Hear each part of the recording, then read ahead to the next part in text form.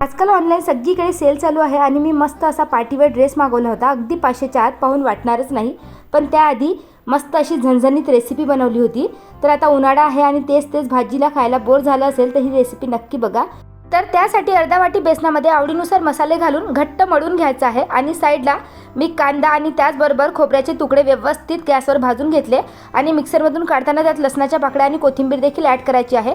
त्यानंतर हे जे मिश्रण आहे तेलात खूप चांगल्या प्रकारे भाजून घ्यायचं आहे आणि आवडीनुसार मसाले घालायचे आहे न मस्त मसाल्याचं पाणी रेडी करून घ्यायचं आहे. त्यानंतर जे बेसन भिजवलं होतं त्यापासून एक पोळी लाटून घेतली. त्यावर मिक्सरमधून काढलेला मसाला लावलेला आहे. त्याचबरोबर थोडीशी तीळ आणि नारळाचं खीस घालायचं आहे आणि त्यानंतर व्हिडिओत दाखवल्याप्रमाणे छोट्या छोट्या पुंगळ्या करून घ्यायच्या आहे. तुम्ही वाटेल तर या पुंगळ्या साईजला अगदी लहानही बनवू शकता, पण अलगद हाताने करायचे आहे. आणि त्यानंतर मसाल्याच्या पाण्याला चांगली उकळी आली की हे मस्त वरती येतपर्यंत शिजवून घ्यायचे आहे आणि आपली ही मस्त पुंगळी पाटवडीची रेसिपी रेडी आहे. ही रेसिपी मी फर्स्ट टाइमच ट्राय केली होती, इंस्टाग्रामवर बघितली होती, पण खायला एकदम भारी लागते, एकदम चवदार लागते.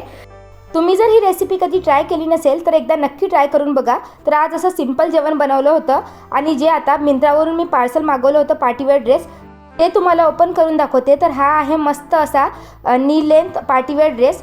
याचा कपडा देखील मस्त आहे, घातल्यानंतर अगदी सॉफ्ट वाटतं आणि पाहू शकता एकदम स्टँडर्ड लुक आलेला आहे.